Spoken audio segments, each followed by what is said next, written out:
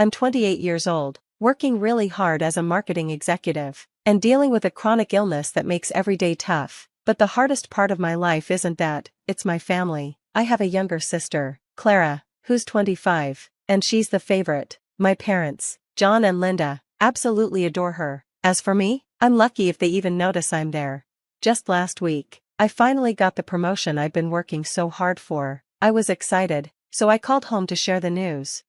Mom, guess what? I got the promotion. Oh, that's nice, dear, she replied. Did you hear Clara's boyfriend took her to that new fancy restaurant downtown? And just like that, my big moment was ignored. It's always like this. Then, the big news came. At a family dinner, Clara came in, waving her hand around. I'm engaged, Rick proposed. Everyone was cheering, Mom was crying, and Dad opened a bottle of champagne. Meanwhile, I was trying to hide my discomfort as pain from my illness flared up, not that anyone noticed. We need to start planning right away, Mom said excitedly. Miriam, clear your schedule, we'll need all the help we can get. I wanted to remind them about my health, but why bother? They'd just say I was being dramatic. The next few weeks were a blur of wedding catalogs, visiting venues, and endless talks about flowers and dresses. No one really asked my opinion, and when they did, it was quickly shut down. No, Miriam, we can't have lilies, Clara's allergic, remember? Of course, I remembered. I was the one who had rushed her to the hospital twice, because of it. But if I suggested something that didn't fit Clara's perfect wedding plans, it was immediately dismissed. One day, during one of those exhausting planning meetings, I decided to escape to my favorite coffee shop. That's where I met Ben. He noticed me struggling as I reached for my coffee. Are you okay? He asked, genuinely concerned. For once, someone was actually paying attention to me. We started talking, and I found out he was a doctor. When I mentioned my illness, he didn't brush it off or change the subject, he listened. We ended up chatting for hours. Ben became my safe space in the middle of all the wedding chaos. He understood my health issues, respected my job, and actually cared about my thoughts. It was a breath of fresh air. Then came the surprise. Clara approached me one day, beaming with excitement. Miriam, I want you to be my maid of honor. I was shocked. We hardly talked outside of family events, and now she wanted me to play such a big role in her wedding. Are you sure? We're not really close, Clara. Don't be silly, she said. You're my sister, it's tradition. And there it was, not because she valued our relationship, but because it was what people expected. I wanted to say no to Clara's offer to be her maid of honor, to protect myself from all the stress I knew it would bring, but the look on my parents' faces told me that saying no wasn't an option. So, here I am, about to take on the role of maid of honor for a sister who hardly knows me, in a wedding planned by parents who barely notice me. All this, while trying to keep up with my demanding job and manage my chronic illness. But at least I have Ben. Maybe things are finally looking up. Little did I know, the worst was still ahead. The big day arrived. I woke up feeling like I'd been hit by a truck, but I got out of bed anyway. I wasn't going to give anyone another reason to call me dramatic. I forced a smile as I helped Clara into her wedding dress. You look beautiful, I said, and I meant it. No matter what, she was still my sister. Thanks, she replied, barely looking at me. Just don't mess up your makeup crying during the ceremony. I want the photos to be perfect. The ceremony went by in a blur of white lace and teary vows. I stood there, holding my bouquet, feeling worse by the minute, but I kept it together. I had to. At the reception, I found Ben sitting at our table. You okay? He asked, holding my hand. You look pale. I'm fine, I lied. Just need to get through this. Suddenly, my mom appeared and grabbed my arm. Miriam, it's time for your speech. Don't embarrass your sister. I stood up, feeling a little unsteady as I made my way to the microphone. The room was spinning. I opened my mouth to speak, but no words came out. The last thing I remember was the floor rushing up toward me. I woke up to see Ben's worried face hovering above me. Miriam, can you hear me? He asked. What happened? I mumbled. You collapsed, Ben said. We need to get you to a hospital. That's when I heard my mother's sharp voice. Oh, for heaven's sake, Miriam, get up, you're making a scene. I tried to sit up, but the pain was too much. Mom, I really don't feel good. It's probably just nerves, my dad chimed in. Walk it off. Ben stood up, looking serious. She needs medical attention right now. Clara rushed over, her wedding dress rustling. Miriam, what are you doing? This is my wedding day. I'm sorry, I gasped. I didn't mean to. You never mean to, Clara snapped, but somehow, you always manage to steal the spotlight. Can't you let me have one day? I couldn't believe what I was hearing. You think I planned this? My mom stepped in. Miriam, that's enough. We're not leaving your sister's wedding. Stop being so dramatic and get back to your seat. Ben's voice cut through the noise. If you won't take her seriously, I'll be fine, Dad said. Take her if you have to, but don't expect us to leave the reception. As Ben helped me up, I looked at my family. They were already turning away, putting on fake smiles for the guests. Clara was back on the dance floor, laughing like nothing had happened. The drive to the hospital was a painful blur, both physically and emotionally. How could they just leave me like that? In the emergency room, doctors hurried to hook me up to machines, while Ben stayed by my side, holding my hand through it all. Finally, a doctor came over with my test results. Miss Thompson, you're having a serious flare-up of your condition. It's a good thing you came in when you did. This could have been very dangerous if left untreated. I let out a bitter laugh. Yeah, good thing. As the nurses got me settled into a room for overnight observation, I couldn't stop thinking about my family, still at the wedding, dancing and celebrating while I was lying in a hospital bed. Ben squeezed my hand. I'm so sorry, Miriam, you deserve better than that. For the first time that day, I allowed myself to cry. Why don't they care, Ben? Am I really that unimportant to them? He didn't have an answer, and neither did I, but as I lay there, hooked up to IVs and monitors, one thing became clear: I couldn't keep living like this. I couldn't keep putting myself last for people who wouldn't even leave a party to take me to the hospital. As I drifted off to sleep, I made a promise to myself. Things were going to change. I just had to figure out how.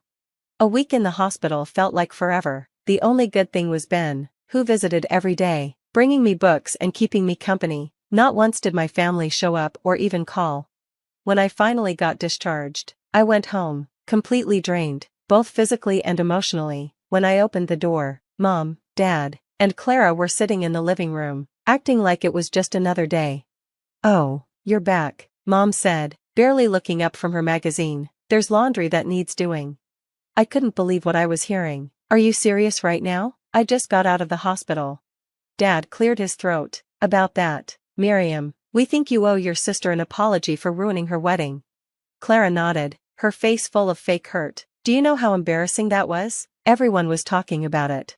Something inside me snapped. Apologize? I nearly died, and you want me to apologize? Don't be so dramatic, Mom sighed. It's always something with you, isn't it? That was it, the final straw. I'm done, I said, my voice shaking. I'm done with all this toxicity. I'm out of here.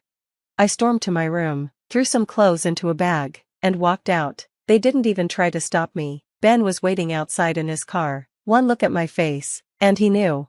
You're staying with me, he said. It wasn't a question. The next few weeks passed in a blur of doctor's appointments and work. I threw myself into my job, determined to prove that I could succeed without my family's so-called support. One day, I was going through some old papers when I found documents about a trust fund in my name. Curious, I called the bank. I'm sorry, Miss Thompson, but that account has been almost drained, the banker said. My head was spinning. That's impossible. I've never touched it. After some digging, I discovered the ugly truth. My parents had been taking money from my trust fund for years, using it to pay for Clara's expensive lifestyle. I felt sick. Not only had they neglected me emotionally, but they had also been stealing from me. I knew I needed help, so I called a lawyer named Tom. After reviewing the documents, Tom looked serious. This is a big deal, Miriam. Your parents could face criminal charges for this. Part of me wanted to let it go, to just walk away, but a stronger part of me was done being pushed around. What do we do? I asked. Tom leaned forward. We investigate, we gather evidence, and then we make them face the consequences of what they've done. As I nodded, I felt a mix of sadness and determination. This wasn't how I imagined my life would turn out, but I knew it had to be done. For once, I was standing up for myself. That night, as Ben and I sat on his couch, I couldn't help but reflect on everything. You okay? Ben asked, wrapping his arm around me. I don't know, I admitted. I'm angry and hurt, but I also feel free. Is that strange? He shook his head. Not at all. You're finally putting yourself first. And that's a good thing. I leaned into him, realizing he was right. For the first time in my life, I was prioritizing my own well-being. It felt scary, but right. Whatever happens next, I said, I'm ready. Little did I know, the storm that was about to hit my family would change everything, but this time, I wouldn't be the one suffering. This time, I would be the one in control. As the weeks turned into months, my life changed dramatically. I landed the biggest client of my career, putting me on the fast track for an executive position. The day I signed the contract, I thought about how my family would have brushed this off, but Ben, he threw me a surprise party. I'm so proud of you, he said, handing me a glass of champagne. You deserve this. Then, on a quiet Sunday morning, Ben got down on one knee. Miriam, will you marry me? With tears in my eyes, I said yes. We decided to have a small, intimate wedding, everything my sister's wedding wasn't. Meanwhile, Tom had been investigating my family's finances. One day, he called me into his office, looking grim. Miriam, it's worse than we thought. Your father has been embezzling money from his company to fund Clara's lifestyle. I felt sick to my stomach. What do we do? Tom laid out the options, and after a sleepless night, I made my decision. I anonymously tipped off my dad's company about the embezzlement. The fallout was quick and harsh. Dad was fired and faced criminal charges. Our family name, once respected, was now ruined in our community. Then I got a call from Mom. Miriam, please, we need your help. Your father, the company is pressing charges.